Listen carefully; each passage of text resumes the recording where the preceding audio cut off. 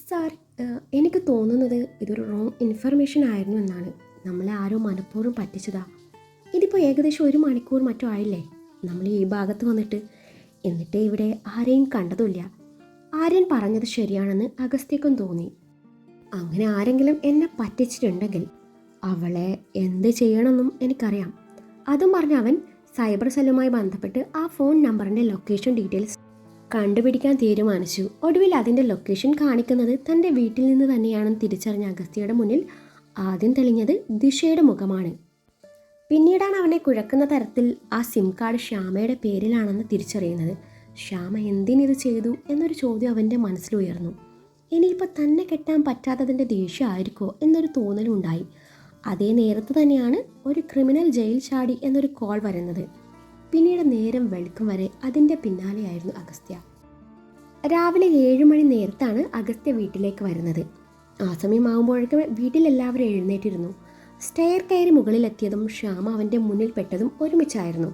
അഗസ്ത്യയെ police യൂണിഫോമിൽ കണ്ടതും ശ്യാമ പരിഭ്രമത്തോടെ തിരികെ മുറിയിലേക്ക് നടക്കാനൊരുങ്ങി. ഒന്ന് നിന്നേ. അഗസ്ത്യയുടെ ശബ്ദം കേട്ടതും ശ്യാമ തിരിഞ്ഞു നോക്കി. തനിക്കറിയാനുള്ള കാര്യങ്ങൾ അഗസ്ത്യ ശ്യാമയിൽ നിന്നും ചോദിച്ചറിഞ്ഞു. ശ്യാമയുടെ വെളിപ്പെടുത്തലിൽ നിന്നും ഇതിന് പിന്നിൽ ദിശയാണെന്ന് അവന് ഊഹിക്കാവുന്നതേ ഉണ്ടായിരുന്നുള്ളൂ. നുരഞ്ഞു പൊന്തിയ ദേഷ്യം കടിച്ചമർത്തി തൻ്റെ മുറി ലക്ഷ്യം വെച്ച് നടന്നു. ഡോറിൻ്റെ ലോക്ക് പിടിച്ച് താഴ്ത്തി ഡോർ തുറന്ന് അകത്ത് കയറി. മുറി മുഴുവൻ കണ്ണോടിച്ചു. വലിയ കുഴപ്പമൊന്നുമില്ല. കല്യാണ സാരി സോഫയിൽ മടക്കി വെച്ചിട്ടുണ്ട് എന്നതൊഴിച്ചാൽ വേറെ മാറ്റമൊന്നുമില്ല എന്നും മനസ്സിൽ പറഞ്ഞു. കയ്യിലെ തൊപ്പി ഡ്രസ്സിംഗ് ടേബിളിന് മേലെ വെച്ചു. പോക്കറ്റിൽ നിന്നും ഫോൺ എടുത്ത് ചാർജ് ചെയ്യാൻ വേണ്ടി ചാർജർ അന്വേഷിക്കുമ്പോൾ ദേ തൻ്റെ ചാർജറിൽ അവൾ ചാർജിന് വെച്ചിരിക്കുന്നു. ഇഡിയറ്റ്, എൻ്റെ സാധനം ആരോ ഉപയോഗിക്കുന്നത് എനിക്കിഷ്ടമല്ല എന്നും പറഞ്ഞു അവളുടെ ഫോണിൽ നിന്നും ചാർജർ ഊരി ശേഷം തൻ്റെ ഫോൺ എടുത്ത് ചാർജ് ചെയ്യാൻ വെച്ചു. ബെൽറ്റ് അഴിച്ചു മാറ്റി ഇൻ ചെയ്ത് വെച്ച ഷർട്ട് പുറത്തിടാൻ നേരാണ് വാഷ്റൂമിൻ്റെ ഡോറും തുറന്ന് ദിശ വരുന്നത്. പാവാടയും ബ്ലൗസും മാത്രമായിരുന്നു അവളുടെ വേഷം. മുന്നിൽ കണ്ട കാഴ്ചയിൽ അഗസ്ത്യ ഒന്ന് പകച്ചുപോയി. ഒരു നിമിഷം ഇരുവരും അങ്ങോട്ടും ഇങ്ങോട്ടും ഞെട്ടിത്തരിച്ചു നിന്നു. അവൻ്റെ കണ്ണുകൾ അറിയാതെ അവളുടെ ഉടലാകെ ഒഴുകി നടന്നു. സ്വബോധത്തിലേക്ക് തിരികെ വന്ന അഗസ്ത്യ തല കുടഞ്ഞ് നോട്ടം മാറ്റി മുഖം തിരിച്ചു. അതേസമയം തന്നെയാണ് ദിശയ്ക്കും ബോധോദയം വരുന്നത്. അവൾ നാണത്തോടെ ബെഡിൽ കിടക്കുന്ന സാരി എടുക്കാൻ നേരാണ് അഗസ്ത്യയുടെ ബുദ്ധി പ്രവർത്തിക്കുന്നത്.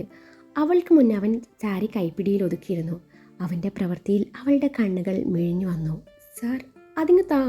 തൻ്റെ ഇടത് കൈ കൊണ്ട് മാറി മറച്ചു പിടിച്ചു വലത് കൈ അവന് നേരെ നീട്ടിയതും അവൻ സാരി ബെഡിലേക്ക് വലിച്ചെറിഞ്ഞു. അഗസ്ത്യ മീശ പിരിച്ചു വെച്ച് അവൾക്ക് നേരെ വല്ലാത്ത ഭാവത്തിൽ ചുവടുകൾ വെച്ചതും ദിശ പിന്നിലോട്ട് ചുവടുകൾ വെച്ചു. അതിനിടയിൽ അവൻ തൻ്റെ പോലീസ് യൂണിഫോമിൻ്റെ ഷർട്ടിൻ്റെ ബട്ടൺസ് ഓരോന്നായി അഴിച്ചെടുത്തു. അതുകൂടി ആയതും ദിശയുടെ കിളി മുഴുവൻ പറന്നുപോയി. ദൈവമേ, ഇയാൾ എന്തിനുള്ള പുറപ്പാടാ അവൾ ചിന്തിച്ചു. ഒടുവിൽ അവൾ ചുവരിൽ തട്ടി നിന്നതും അവളുടെ ഉള്ളമൊന്ന് വിറച്ചു. അതിൻ്റെ ശക്തി കൂട്ടാനെന്ന വണ്ണം അവൻ തൻ്റെ ഇരു കൈയും അവളുടെ ഇരു സൈഡിലും വെച്ചതും ദിശയുടെ ഹൃദയമിടിപ്പേറി വന്നു. Sir, sir please. ദിശ എന്തോ പറയാൻ വന്നതും അവൻ അവളുടെ ചുണ്ടിന് കുറുകെ വിരൽ വെച്ച് തടഞ്ഞു. അവൻ അവളുടെ ചുണ്ടിനെ ഞരടി. അവിടുന്ന് അവൻ്റെ വിരൽ താഴേക്ക് ചലിച്ചു തുടങ്ങി. അവൻ്റെ വിരലിൻ്റെ സഞ്ചാരദിശ അവൾ വിറയലോടെ നോക്കി നിന്നു.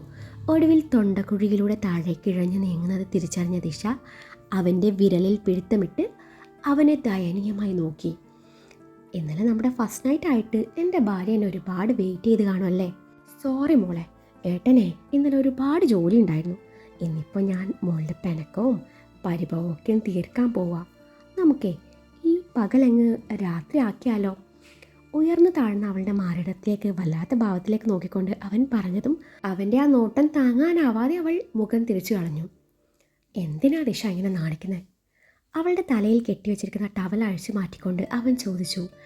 ടവൽ സെറ്റിയിലേക്ക് വലിച്ചെറിഞ്ഞു.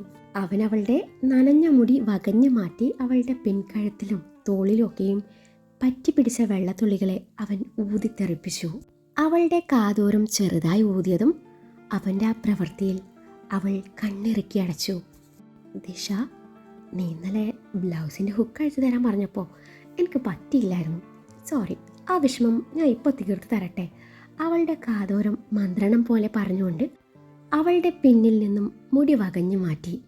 ബ്ലൗസിൻ്റെ ബാക്ക് സൈഡിലായിരുന്നു ഹുക്കുണ്ടായിരുന്നത്. അവൻ്റെ കൈ ഹുക്കിൽ അമർന്നതും അവളുടെ കണ്ണുകൾ ഒന്നുകൂടെ മിഴിഞ്ഞു വന്നു. അവൾ എന്തെങ്കിലും പറയുന്നതിന് മുന്നേ അവൻ ആദ്യത്തെ ഹുക്ക് അഴിച്ചു മാറ്റിയിരുന്നു. അവൻ്റെ പ്രവൃത്തിയിൽ അവളാകെ വിറങ്ങലിച്ചു പോയിരുന്നു. അവളുടെ വെളുത്ത കഴുത്തും അവിടുത്തെ സ്വർണ്ണ നിറമുള്ള രോമങ്ങളും കാണവേ ഒരു നിമിഷം അവൻ കണ്ണിമ ചിമ്മാതെ നോക്കി നിന്നെങ്കിലും അവൻ സ്വബോധത്തിലേക്ക് വന്ന് തൻ്റെ ചിന്തകളെ പാടെ മായ്ച്ചു കളഞ്ഞു. അവൻ്റെ കൈ അടുത്ത ഹുക്കിൽ അമർന്നതും അവൾ വെപ്രാളത്തോടെ അവന് നേരെ തിരിഞ്ഞു അവനെ ദഹിപ്പിച്ചു നോക്കി. സാർ, എന്തായി കാണിക്കുന്നേ? അങ്ങോട്ട് മാറിക്കേ, എനിക്ക് പോകണം. അവൻ്റെ നെഞ്ചിന് പിടിച്ച് തള്ളിക്കൊണ്ട് അവൾ പറഞ്ഞു. ഇത്തവണ അവൻ ഒരടി പോലും അനങ്ങിയില്ല. എന്ന് മാത്രമല്ല, അവളുടെ കൈ രണ്ടും പിടിച്ചു വെച്ച് പുറകിലോട്ട് ലോക്ക് ചെയ്ത് അവളെ തൻ്റെ നെഞ്ചോടടുപ്പിച്ചു. അവളുടെ മാറിടം അവൻ്റെ നെഞ്ചിൽ അമർന്നതും ഇരുവരുടെ ഉള്ളിലൂടെയും ഒരു വിറയൽ കടന്നുപോയി. അത് പുറത്ത് പ്രകടമാക്കാതെ അവൻ അവളെ വല്ലാത്ത ഭാവത്തിൽ നോക്കി അവളിലേക്ക് മുഖം അടുപ്പിച്ചതും അവൾ അവനിൽ നിന്നും കുതറി മാറി. അവൻ്റെ ആദരങ്ങൾ അവളുടെ തോളിൽ ലക്ഷ്യം വെച്ച് നീങ്ങിയതും അവൾ തൻ്റെ കണ്ണിറുക്കി അടച്ചു. ഞാൻ പറഞ്ഞതല്ലേ എന്നോട് മുട്ടാൻ വരല്ലേ എന്ന്. വാക്ക് തെറ്റിച്ചത് ഞാനങ്ങ് ക്ഷമിച്ചു. അത് പോരാഞ്ഞ് എനിക്കിട്ട് പണിയുന്നല്ലേ. ഇന്നലെ രാത്രി നീയാണ് എനിക്ക് കോൾ ചെയ്തതെന്നേ എനിക്ക് മനസ്സിലായി. അതിനുള്ള ചെറിയ ശിക്ഷയാണ് ഇതെന്ന് കരുതിയാൽ മതി. അവളുടെ കാതോർ അവൻ പറഞ്ഞതും അവൾ അവനെ പേടിയോടെ നോക്കി നിന്നു. കൊണ്ടുപോയി ലോക്കപ്പിലിടാൻ അറിയാഞ്ഞിട്ടല്ല, വേണ്ടെന്ന് വെച്ചിട്ടാ. എന്ന് വെച്ചേ ഈ ആനുകൂല്യം ഇനിയുണ്ടാവുമെന്ന് കരുതണ്ട. ഇടിച്ച് നിന്റെ മോന്തയുടെ ഷേപ്പ് ഞാൻ മാറ്റും.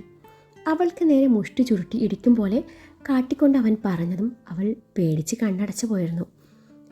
പിന്നെ ഒന്നുകൂടെ പറഞ്ഞേക്കാം, മനസ്സിൽ എന്തെങ്കിലും പാഴ് മോഹങ്ങളുണ്ടെങ്കിലേ അതിപ്പം തന്നെ കളഞ്ഞേക്ക്. കളയണോ വേണ്ടയോ എന്നേ ഞാൻ തീരുമാനിച്ചോളാം. സാർ അതോർത്ത് ബുദ്ധിമുട്ടണമെന്നില്ല. ദിശയും വിട്ടുകൊടുത്തില്ല. എന്നാ കേട്ടോ, ഞാൻ നിന്നെ ഒരിക്കലും സ്നേഹിക്കാൻ പോണില്ല. നമുക്ക് നോക്കാം. ഒരു നാൾ സാർ ഈ മുഖത്ത് നോക്കി പറയും, I love you Disha, I can't live without you. പറയും, നീ നോക്കിയിരുന്നു. സാറ് പറയും. ഇല്ലേ, ഞാൻ പറയിപ്പിച്ചിരിക്കും. ഇതേ പെണ്ണെ, എന്നെ ദേഷ്യം പിടിപ്പിക്കല്ലേ.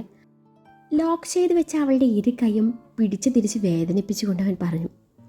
സാർ വിട്, എനിക്ക് വേദനിക്കുന്നു, അവൾ കുതറിക്കൊണ്ട് പറഞ്ഞു. അന്നേരം അവൻ ഒന്നുകൂടെ അവളെ വേദനിപ്പിച്ചു. വേദന സഹിക്കാൻ പറ്റാതെ വന്നതും പെട്ടെന്ന് തോന്നിയ ബുദ്ധിയിൽ അവൾ അവൻ്റെ ചുണ്ടിലേക്ക് അമർത്തി മുത്തിയതും അവളെ പിടിച്ചു വെച്ച അവൻ്റെ കൈകൾ താൻ അയഞ്ഞു തുടങ്ങി. അഗസ്ത്യയുടെ കണ്ണും തള്ളിയുള്ള നിൽപ്പ് കണ്ടപ്പോൾ ദിശക്ക് ചിരി വന്നു. അതെ, ഞാൻ ഇന്നലെ തമാശക്ക് പറഞ്ഞതായിരുന്നു. ഇന്നിപ്പോൾ സാർ അല്ല സച്ചുവേട്ടൻ എന്തൊക്കെയാ കാട്ടിക്കൂട്ടിയേ. എന്നെ ഇങ്ങനെയൊക്കെ കണ്ടില്ലേ. ഞാനിനി എങ്ങനെ മറ്റൊരാളുടെ മുഖത്ത് നോക്കും. അതുകൊണ്ട് ഞാൻ തീരുമാനിച്ചു, എൻ്റെ ജീവിതത്തിൽ സച്ചുവേട്ടൻ അല്ലാതെ മറ്റൊരു പുരുഷനുണ്ടാവില്ല. ഇത് സത്യം സത്യം സത്യം. അത്രയേ ഉള്ളൂ. സച്ചുവേട്ടാ, ഐ ലവ് യു. അതും പറഞ്ഞ് അവൻ്റെ കവിളിൽ ഒരുമ്മ കൂടി കൊടുത്തതും പുള്ളിക്കാരൻ്റെ ബാക്കിയുള്ള കിളികൾ കൂടി പറന്നുപോയി. You are the first man I kissed except my dad. അതും പറഞ്ഞ് അവൾ അവനെ നോക്കി കണ്ണിറുക്കി ബെഡിൽ കിടക്കുന്ന സാരി എടുത്ത് നാണത്തോടെ ഡ്രസ്സിംഗ് റൂമിലേക്ക് ഓടിപ്പോകുന്ന ദിശയെ കണ്ടതും അവൻ പല്ല് ഞരിച്ചു. ദൈവമേ, ഒന്ന് പേടിപ്പിക്കാൻ വേണ്ടി ചെയ്തപ്പോൾ മനുഷ്യനെ ഇങ്ങോട്ട് പേടിപ്പിച്ച് കളഞ്ഞല്ലോ. അഗസ്ത്യ ചുവരിലേക്ക് ആഞ്ഞടിച്ചു. കുളിച്ച് സാരിയൊക്കെ എടുത്തു. സിന്ദൂരൊക്കെ തൊട്ട് സീരിയൽ മരുമകളായിട്ട് തന്നെയായിരുന്നു ഭർത്തൃ വീട്ടിലെ ദിശയുടെ ആദ്യത്തെ ദിവസം ആരംഭിച്ചത്. അന്നേരം ചേച്ചി എഴുന്നേറ്റ് റെഡിയായി വീട്ടുകാരിയായി കഴിഞ്ഞിരുന്നു. അത് കണ്ടപ്പോൾ അനിയത്തിക്ക് വല്ലാത്തൊരു സന്തോഷം. പിന്നെ ഒന്നുകൂടെ കളറാക്കാൻ വേണ്ടിയും രുക്കുമുത്തശ്ശിയെ കുപ്പിയിലാക്കാൻ വേണ്ടിയാണ് അവരുടെ കാല് തൊട്ട് വണങ്ങി അനുഗ്രഹം വാങ്ങിച്ചത്. എന്നിട്ട് തൻ്റെ ചേച്ചിയെ നോക്കി കണ്ണിറുക്കിയതും ചേച്ചി ചിരി അടക്കി പിടിച്ച് നിൽപ്പുണ്ട്. അച്ഛമ്മയും അമ്മയും കുറച്ചു നേരം സോപ്പിട്ട് പതപ്പിച്ച് ചേച്ചിയുടെ അരികിൽ ചെന്ന് നിന്ന് ചേച്ചിയെ കെട്ടിപ്പിടിച്ച് ഒരുമ്മ കൊടുത്തു. എൻ്റെ സീരിയൽ മരുമകൾ ലുക്ക് എങ്ങനെയുണ്ട്? ശരിക്കും നോക്കിക്കോ, നാളെ എന്നെ ഇങ്ങനെ കാണാൻ പറ്റുമെന്ന് വരില്ല. നാളെ തൊട്ടേ എനിക്ക് ക്ലാസ്സുള്ളതാ എന്നും പറഞ്ഞ് ദിശ ചേച്ചിയുടെ കയ്യിൽ നിന്ന് ചായ വാങ്ങിച്ചു കുടിച്ചു. ചേച്ചി, നമ്മളിന്ന് വീട്ടിലേക്ക് വിരുന്നിനായി ചെല്ലേണ്ടതല്ലേ? എപ്പോഴാ പോവാ? എനിക്കാണെങ്കിലേ ഈ വീട്ടിൽ വല്ലാത്തൊരു വീർപ്പ് മുട്ടൽ പോലെ. വെച്ചോ എന്ന് പതുക്കെ പറ, ആരെങ്കിലും കേൾക്കും. എനിക്കും വീട്ടിലെത്തിയാൽ മതിയെന്ന് തോന്നുക. ദിയയും പറഞ്ഞു. ആണോ? Same pitch. അല്ല ചേച്ചി, ആക്കിയേട്ടൻ എഴുന്നേറ്റില്ലേ? എഴുന്നേറ്റു, റെഡിയാവുക. പിന്നെ ചേച്ചി എങ്ങനെ ഉണ്ടായിരുന്നു ഫസ്റ്റ് നൈറ്റ്? പോടി അവിടെ നിന്ന്. ദിയ അവളെ കണ്ണിരുട്ടി നോക്കി. പൊന്നുമോളുടെ ഫസ്റ്റ് നൈറ്റ് അല്ലായിരുന്നു ഇന്നലെ. എന്നിട്ട് അതെങ്ങനെ ഉണ്ടായിരുന്നു? എനിക്കെന്ത് ഫസ്റ്റ് നൈറ്റ്? ഇന്നലെ സച്ചുവേട്ടൻ നൈറ്റ് ഡ്യൂട്ടി അല്ലായിരുന്നു. പിന്നെ സച്ചുവേട്ടൻ പറയുക ഞാൻ കൊച്ചാണെന്ന്, അതുകൊണ്ടേ പതുക്കെ ജീവിതം തുടങ്ങാന്ന്. അങ്ങനെ മതിയെന്ന് ഞാനും പറഞ്ഞു. സച്ചോട്ടൻ എന്തൊരു കെയറിങ് ആണെന്നോ. ഷോ, ദിശ പറയുന്നത് കേട്ടപ്പോൾ ദിയയ്ക്ക് ഒരുപാട് സന്തോഷം തോന്നി. ദിയ ദിശയുടെ കവളിലൂടെ തലോടി. ചേച്ചിയുടെയും അനിയത്തിയുടെയും സ്നേഹം കാണും തോറും രേണുവിനും ശ്യാമയ്ക്കും അങ്ങ് പെരുത്ത് കയറി. ആ സമയത്ത് തന്നെയാണ് അഖിലും അഗസ്ത്യവും സ്റ്റെയർ ഇറങ്ങി വരുന്നത്. സുജാതെ, ഒരു ചായ ഇങ്ങെടുക്ക്. അശോക് അത് പറഞ്ഞുകൊണ്ട് പത്രവും കയ്യിൽ പിടിച്ച് സിറ്റ് ഔട്ടിലേക്ക് നടന്നു. അമ്മേ, എനിക്കൊരു ചായ കൂടി എടുത്തോ എന്നും പറഞ്ഞ് അഖിൽ കൂടി സിറ്റ് ഔട്ടിലേക്ക് നടന്നു. പിന്നാലെ അഗസ്ത്യവും. സുജാത 3 കപ്പിൽ ചായ ഒഴിച്ചു വെച്ചതും ശ്യാമ ഞാൻ കൊണ്ടു കൊടുക്കാമെന്നും പറഞ്ഞ് അങ്ങോട്ട് വന്നെങ്കിലും അതിനു മുൻപേ ദിശ ട്രേ കൈപ്പിടിയിൽ ഒതുക്കിയിരുന്നു.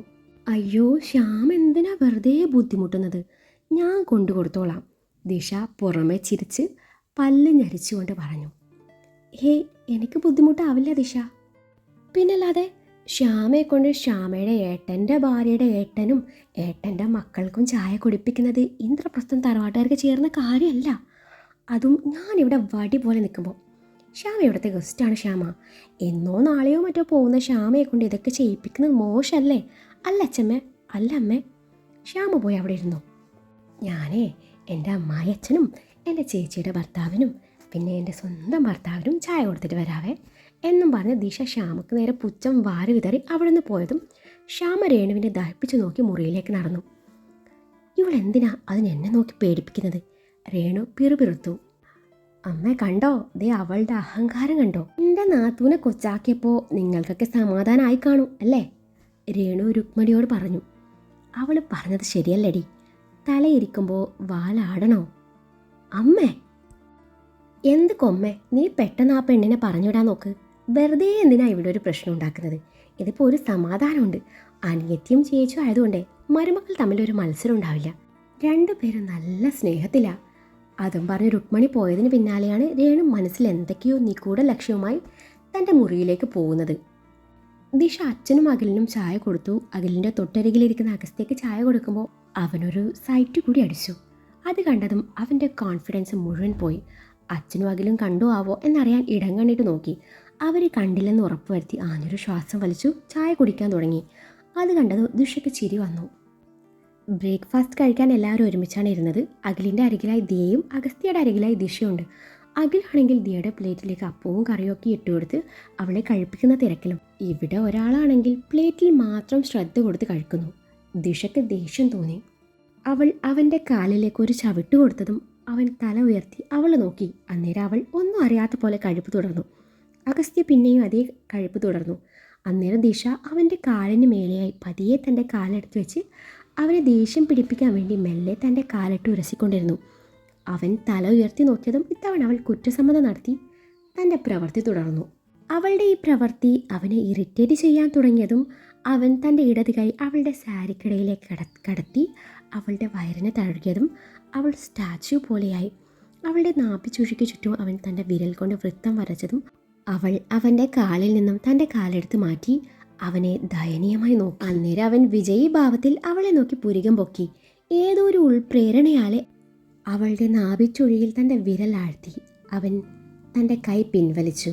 അവൻ്റെ പ്രവൃത്തിയിൽ ഇത്തവണ അവളുടെ തൊണ്ടയിൽ ഭക്ഷണം കുടുങ്ങി. ഇതേ സമയം താൻ എന്തൊക്കെയായി കാണിച്ചത് എന്ന തോന്നലോടെ അവൻ സ്വയം പഴിച്ചു. സച്ചു, ദിശ മോൾക്ക് വെള്ളം എടുത്തു കൊടുക്കടാ.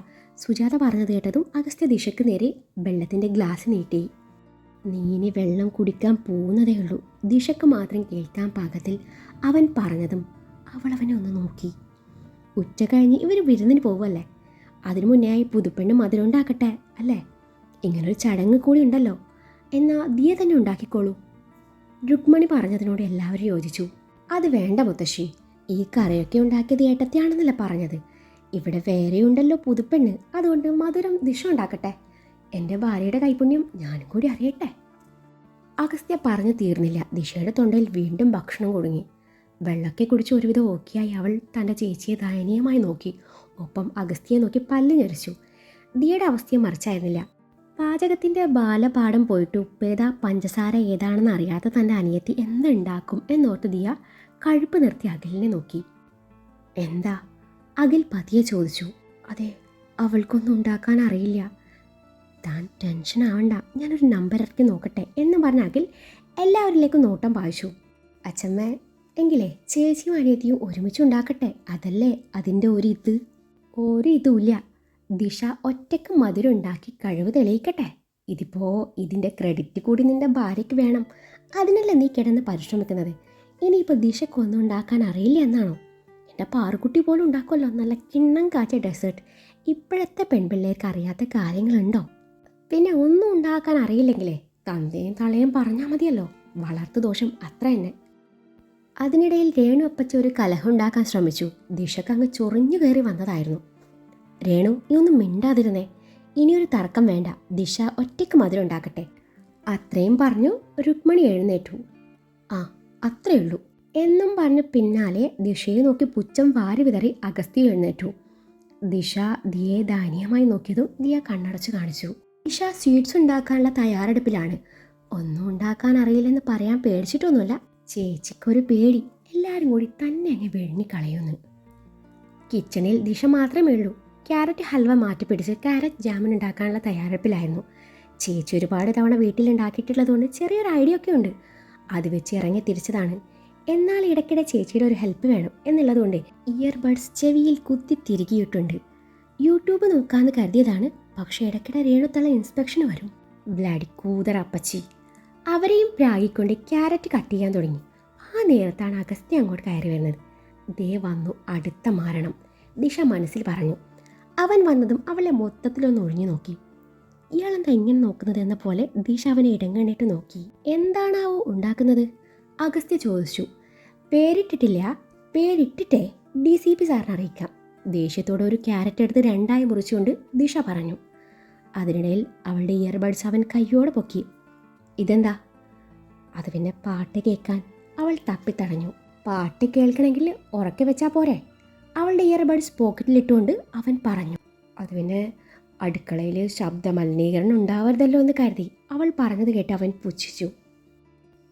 അതിങ്ങതാ, ഞാൻ പാട്ട് കേൾക്കട്ടെ. പാട്ട് കേട്ടാൽ എനിക്ക് സ്പീഡ് കൂടും, ദിശ പറഞ്ഞു. നിനക്ക് പാട്ട് കേൾക്കണം അത്രയല്ലേ ഉള്ളൂ എന്നും പറഞ്ഞ് അവൻ തൻ്റെ ഫോണിൽ DJ സോങ്സ് പ്ലേ ചെയ്തു. സച്ചു ഏട്ടാ, റൊമാൻറ്റിക് സോങ്സ് ഒന്നുമില്ലേ? എനിക്ക് റൊമാൻസും ഇഷ്ടമല്ല, റൊമാൻറ്റിക് സോങ്സും ഇഷ്ടമല്ല, അഗസ്ത്യ മറുപടി പറഞ്ഞു. ഓ, റൊമാൻസ് അലർജിയോ മാനിക്ക, പേടിക്കണ്ട, ട്രീറ്റ്മെൻ്റ് ഉണ്ട്. പിന്നെ എനിക്ക് റൊമാൻസ് ரொம்ப പിടിക്കും, അവൾ ക്യാരറ്റ് കടിച്ചുകൊണ്ട് നാണത്തോടെ പറഞ്ഞു. അതിന് ഞാനെന്ത് വേണം? അല്ല, കുറേ നേരമായല്ലോ ഇത് കട്ട് ചെയ്യാൻ തുടങ്ങിയിട്ട്, വല്ലതും നടക്കുമോ? അവൻ അവളെ പുച്ഛിച്ചുകൊണ്ട് പറഞ്ഞു. സച്ചുവേട്ടൻ എവിടെ നിന്ന് പോയേ? എനിക്ക് കോൺസെൻട്രേഷൻ തെറ്റുന്നു. എനിക്ക് ഇയാളെ കാണുമ്പോൾ റൊമാൻസ് വരുന്നു. എനിക്ക് കെട്ടിപ്പിടിക്കാനും ഉമ്മ വെക്കാനും ഒക്കെ തോന്നുന്നുണ്ട്. സച്ചുവേട്ടൻ അടുത്തുണ്ടാകുമ്പോൾ എനിക്കൊന്നിനും പറ്റണില്ല. എന്താ ചെയ്യുക? അവനെ ഇറിറ്റേറ്റ് ചെയ്ത് പറഞ്ഞു വിടാൻ വേണ്ടി ദിശ മനഃപൂർവ്വം പറഞ്ഞു. അന്നേരം അവൻ അവളെ നോക്കി പേടിപ്പിച്ചു. അവൻ അവിടെ തന്നെ നിന്നു. എന്ത് ചെയ്യണം എന്നറിയാതെ ദിശ കുഴങ്ങി. ഇതേ സമയം ദിയയുടെ മുറിയിൽ ദിയ ആകെ ടെൻഷനിലായിരുന്നു. നേരത്തെ അടുക്കളയിലോട്ട് ചെന്നപ്പോൾ അഗസ്ത്യ അവിടെ നിൽക്കുന്നത് കണ്ട് ദിയ തിരികെ പോകുന്നതാണ്. ദിയ, നീ ഇങ്ങനെ ടെൻഷൻ ആവാതെ, ഞാനൊരു ഐഡിയ പയറ്റാം. ആ സമയം കൊണ്ട് നീ അവളെ ഹെൽപ്പ് ചെയ്താൽ മതി എന്നും പറഞ്ഞാൽ ദിയയുടെ കാതിലൊരു സ്വകാര്യം പറഞ്ഞു അവിടെ നിന്ന് ഇറങ്ങി. അയ്യോ പാമ്പ്! അച്ഛമ്മേ, അമ്മേ, സച്ചു, എടാ സച്ചു ഇങ്ങ് വന്നേ, ദേ ഒരു പാമ്പ്! മുറ്റത്ത് നിന്ന് മകളിൻ്റെ നിലവിളി കേട്ടാണ് അഗസ്ത്യ അങ്ങോട്ട് ചെല്ലുന്നത്. അപ്പോഴേക്കും മുറ്റത്ത് അച്ഛമ്മയും അമ്മയും അപ്പച്ചിയും എല്ലാവരും ഉണ്ടായിരുന്നു. എന്താ കാര്യം? അഗസ്ത്യ കാര്യം തിരക്കി. എടാ മോനെ, ചായപ്പിനകത്തേക്ക് ഒരു മൂർഖം പാമ്പ് പോയെന്ന് അഗ് കണ്ടെന്നു, ഒന്ന് നോക്കടാ. അവനവിടെ ഉണ്ട്. സുജാത പറഞ്ഞത് പ്രകാരം അഗസ്ത്യ അങ്ങോട്ട് ചെന്നു. എല്ലാവരും പുറത്തേക്ക് ചെന്ന് തക്കം നോക്കി ദിയ അടുക്കളയിൽ ചെന്ന് ദിശയെ സഹായിച്ചു. അരമണിക്കൂർ നേരത്തെ തിരച്ചിലിന് ശേഷം പാമ്പ് പോയിട്ട് ഒരു പഴുതാര പോലും കിട്ടിയില്ല. ശരിക്കും നീ പാമ്പിനെ കണ്ടോ? അഗസ്ത്യ അഖിലിനോട് ചോദിച്ചു. കണ്ടെന്നാണ് എൻ്റെ ഒരു തോന്നൽ. അഖിലിൻ്റെ മറുപടി കേട്ട് അഗസ്ത്യ അവനെ നോക്കി പേടിപ്പിച്ചു. ഇല്ല, കണ്ടു, അഖിൽ ഉറപ്പിച്ചു പറഞ്ഞു. എന്ത് പാമ്പായിരുന്നു? അത് പിന്നെ മൂർഖൻ. എന്തുവാ, മുറുക്കാനോ? മുറുക്കാനല്ല, മൂർഖൻ. മുറുക്കാനാണേലും ശരി, ചവയ്ക്കാനാണേലും ശരി, ഇവിടെ പാമ്പില്ല, ഒരു തേങ്ങയില്ല എന്നും പറഞ്ഞ് അഗസ്ത്യ നെറ്റിയിലെ വിയർപ്പൊപ്പി അവിടെ നിന്ന് ഇറങ്ങി നടന്നു. ശേഷം എന്തോ ഓർമ്മ വന്നതും അടുക്കളയിലോട്ട് ഓടി. അന്നേരം നിഷ സ്വീറ്റ്സ് ചെറിയ ബൗളിലേക്ക് സെർവ് ചെയ്യുന്നുണ്ട്. ഇത്ര പെട്ടെന്ന് കഴിഞ്ഞോ? അഗസ്ത്യ സംശയത്തോടെ ചോദിച്ചു. കഴിഞ്ഞു. ഞാൻ പറഞ്ഞതല്ലേ സച്ചുവേട്ടൻ അടുത്തുണ്ടാകുമ്പോൾ എനിക്ക് കുക്കിംഗ് വരത്തില്ലെന്ന്. ഇതിപ്പോൾ തണുപ്പിച്ച് കഴിക്കേണ്ടതാ. പക്ഷേ എനിക്ക് ഈ വീട്ടിൽ ചിലർ അത്രക്കങ്ങ് വിശ്വാസം പോരാ. ആരൊക്കെയാ ഉപ്പ് വാരിയിടുക എന്ന് പറയാൻ പറ്റില്ല. കഷ്ടപ്പെട്ടുണ്ടാക്കിയത്, അതുകൊണ്ട് റിസ്ക് എടുക്കാൻ ഞാൻ തയ്യാറല്ല. ഞാൻ സച്ചുവേട്ടൻ എല്ലാട്ടും ഉദ്ദേശിച്ചേ. അവൾ പ്രത്യേക ഈണത്തിൽ പറഞ്ഞു. മനസ്സിലായി അവൻ പറഞ്ഞു.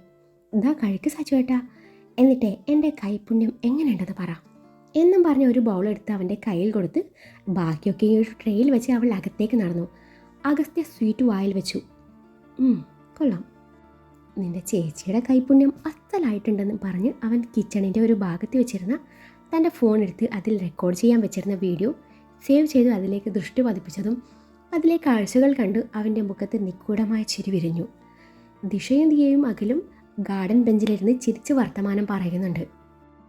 എന്നാൽ എൻ്റെ അഖിയേട്ടൻ്റെ ഒരു ഒടുക്കത്തെ ബുദ്ധി, ഈ ബുദ്ധിയൊന്നും നമ്മുടെ DCPക്ക് ഇല്ലെന്ന് ദിശ അഖിലിനെ പൊക്കിയടിച്ചു. പിന്നെ അവന് നല്ല സംശയമുണ്ട് കേട്ടോ, അഖിൽ പറഞ്ഞു. ആരെ സംശയമുണ്ടെന്നാ പറഞ്ഞേ? അതും ചോദിച്ചുകൊണ്ട് വന്ന അഗസ്ത്യ ദിശയുടെ അരികിൽ വന്നിരുന്നു.